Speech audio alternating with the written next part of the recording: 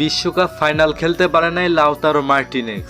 এটার পিছনে আসল কারণ কি, চলুন জেনে আসি। আসসালামু আলাইকুম, আমি আলামিন গেমিং আছি আপনাদের সাথে। তো চলুন শুরু করা যায়। বিশ্বকাপ মঞ্চে নিজের জীবন বাজি রেখে লড়েছিলেন লাউতারো মার্টিনেজ, কিন্তু কি এমন সমস্যা হয়েছিল যে নিজে ফাইনাল খেলতে পারে নাই? লাউতারো কিন্তু একজন স্ট্রাইকার এবং একজন মিডফিল্ডার বটে। তার মেন কাজ হচ্ছে গোল করা এবং ডিফেন্ডকে চাপে রাখা এবং দলের অক্ষমতাটাকেও দূর করে দেওয়া। কিন্তু কি এমন হয়েছিল যে বিশ্বকাপ ফাইনাল খেলতে পারে নাই সে? ফুটবল জগতে তিনি একজন দুর্দান্ত প্লেয়ার হিসেবে পরিচিত এবং তার খেলার স্কিল সম্পর্কে তো নতুন করে বলার কিছু নেই, সেটা আপনারা অবশ্যই জানেন। এখন অনেক প্রতিবেদনে দেখা যাচ্ছে সবাই বলছে তাকে নাকি জোরপূর্বক ভাবে ড্রেসিং রুমে আটকে রাখা হয়েছিল যেন সে মাঠে না নামতে পারে। আসলে এটা কি সত্য নাকি এটা শুধুমাত্র একটি জালিয়াতি ভিডিও? তো চলুন সেটি প্রমাণ করা যাক। বিশ্বকাপ সেমিফাইনালে ইংল্যান্ডের বিপক্ষে তিনি দুর্দান্ত পারফরমেন্স করেন এবং গোল করে কিন্তু নিজের দলকে ফাইনালে পৌঁছিয়ে দেন। কিন্তু অবাক করার বিষয় হচ্ছে স্পেনের বিপক্ষে ফাইনাল ম্যাচে তিনি 1 মিনিটও মাঠে খেলতে পারেন নাই। কোচ কিন্তু নিজের সিদ্ধান্ত নিয়ে লাউতারো মার্টিনেজকে বসিয়ে রেখে অন্য একজন প্লেয়ারকে খেলার সুযোগ করে দেন এবং লাউতারোকে মাঠের বাইরে বসিয়ে রাখা হয়। এটা কি জন্য করা হলো হাজারো সমর্থকের প্রশ্ন।